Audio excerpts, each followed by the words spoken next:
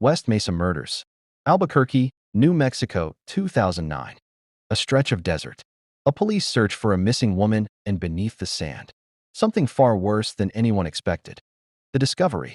On February 2, 2009, a woman walking her dog in the desert on Albuquerque's West Mesa noticed something disturbing protruding from the ground. It was not trash, it was not animal remains. It was human bone. Police secured the area. As they began digging, the horror expanded. One body was found, then another, and then another. By the end of the excavation, 11 women had been found buried in shallow graves across the barren mesa. They had been there for years. The victims. The women were mostly in their teens and 20s. Many involved in sex work and several struggling with addiction. Many from vulnerable communities, including Hispanic and Native backgrounds. Most had gone missing between 2003 and 2005. Their disappearances had not drawn major headlines at the time. Now, they were linked together in death. The pattern. Investigators determined the women were strangled. They were buried in the same remote area.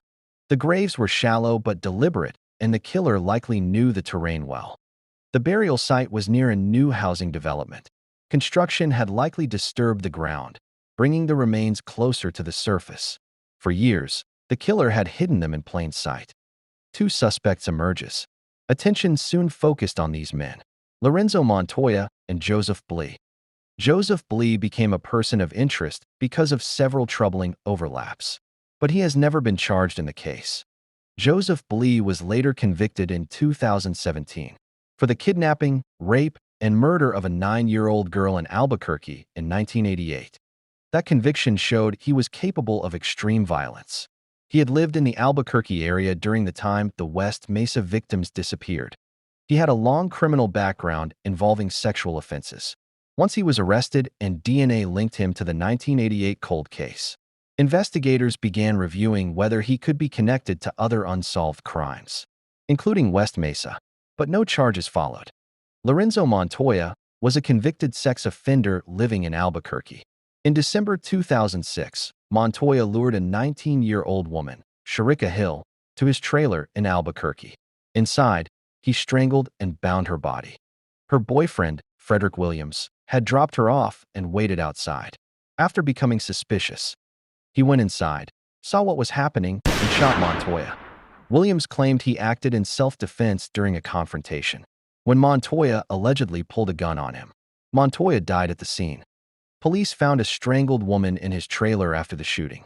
Montoya had ties to the West Mesa area. He fit the profile, but he was already dead, and no physical evidence ever conclusively linked him to the 11 victims. To this day, he remains a primary suspect, but not an officially confirmed killer. Where the case stands today, more than a decade later, no one has been charged. New forensic methods continue to be explored. The FBI has assisted. The case remains open. The desert has grown over the grave site. Houses now stand nearby. But beneath that quiet landscape lies one of New Mexico's most haunting mysteries. Why West Mesa case matters. The case highlighted how marginalized victims are sometimes overlooked by society and law enforcement. Many families felt their loved ones were not treated with urgency because of their lifestyles or economic struggles.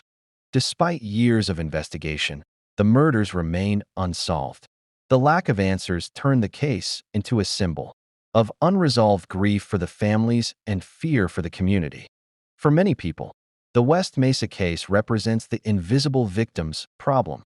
How some missing women receive far less public attention than others, even when they are in extreme danger. Subscribe and follow for more true stories like this.